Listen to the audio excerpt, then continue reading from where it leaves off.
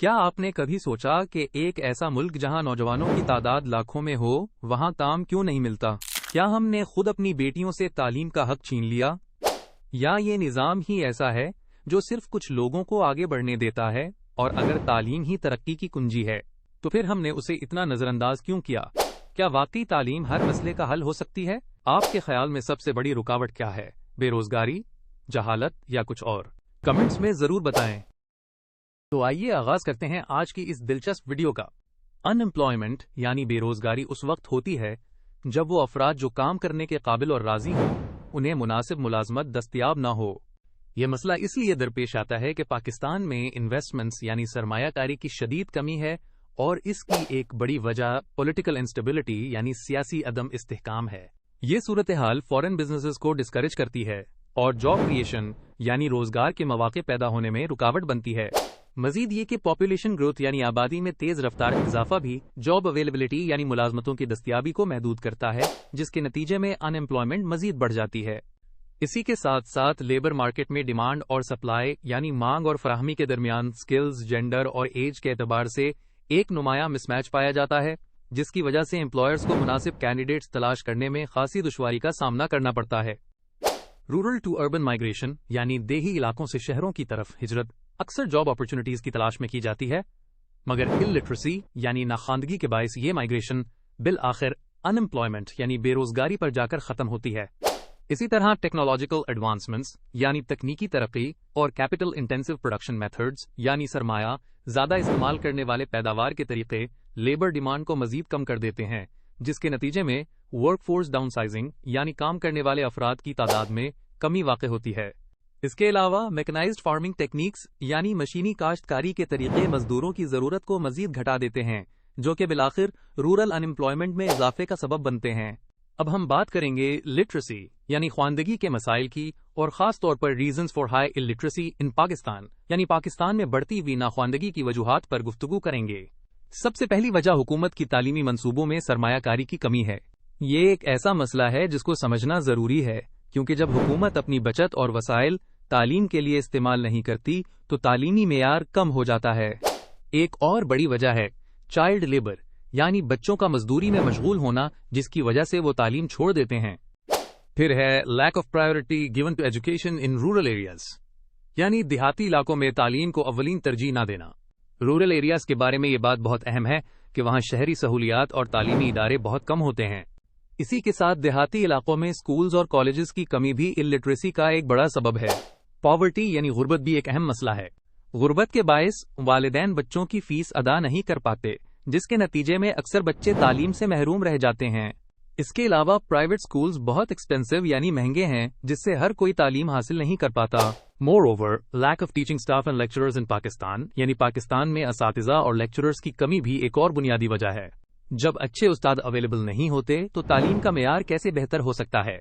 آخر میں ایک اور مسئلہ یہ ہے کہ آبادی کا بڑا حصہ دیہاتی علاقوں میں رہتا ہے، اور ریموٹ ایریاز یعنی دور دراز علاقوں میں تعلیم کی سہولت موجود نہیں ہے۔ یاد رہے کہ large number of remote areas exist یعنی بہت سے دور دراز علاقے موجود ہیں جہاں تعلیم کی سہولیات بالکل ناکافی ہیں۔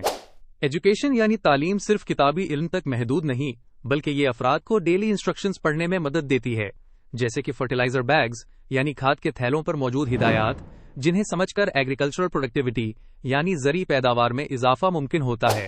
لٹریسی یعنی خواندگی کے ذریعے کسان آفیشل ڈاکیومنٹس یعنی سرکاری دستاویزات جیسے بینک لون اگریمنٹس پر بآسانی دستخط کر سکتے ہیں۔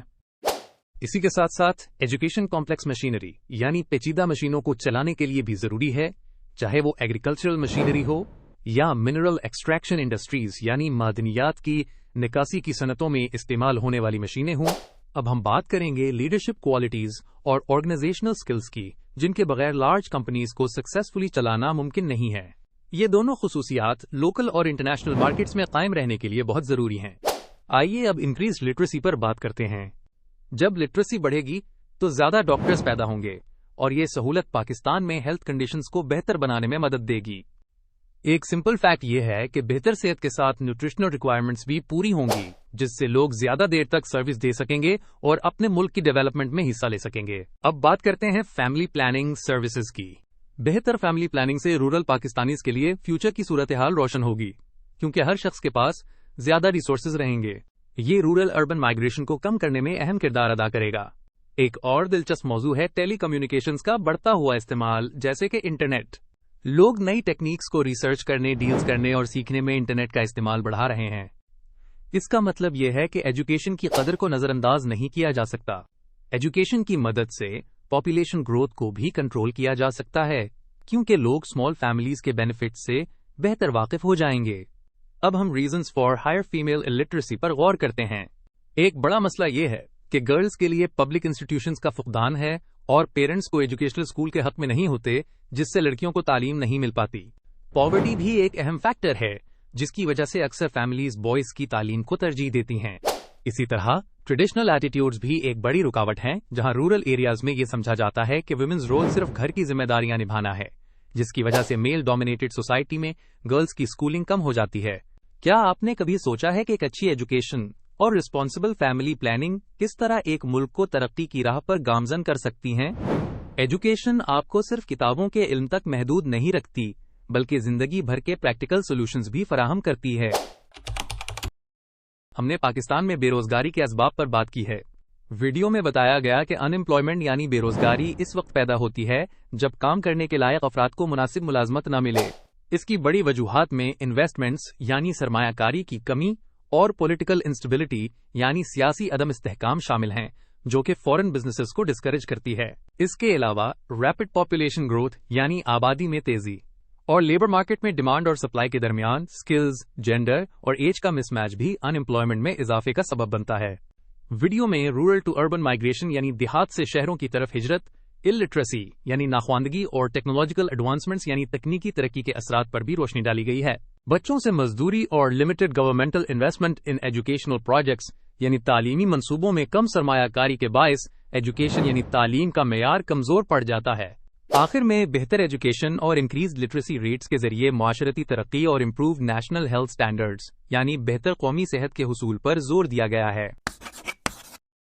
کوسچن 1، پاکستان میں ان ایمپلائمنٹ کی ایک بڑی وجہ کون سی ہے؟ Options: A rural migration, B political instability, C modern education, D high population. Answer 1 option B political instability. Question 2، Pakistan میں ایکسس ٹو ایجوکیشن کو محدود کرنے والا فیکٹر کون سا ہے؟ Options: A cultural opposition, B child labour, C limited investment, D low schools. Answer 2 option C limited investment. Question 3، کون سا فیکٹر رورل ان ایمپلائمنٹ میں اضافہ کرتا ہے؟ Options: A mechanize farming, B technical advances, C job creation, D coeducation. Answer 3 option A mechanize farming.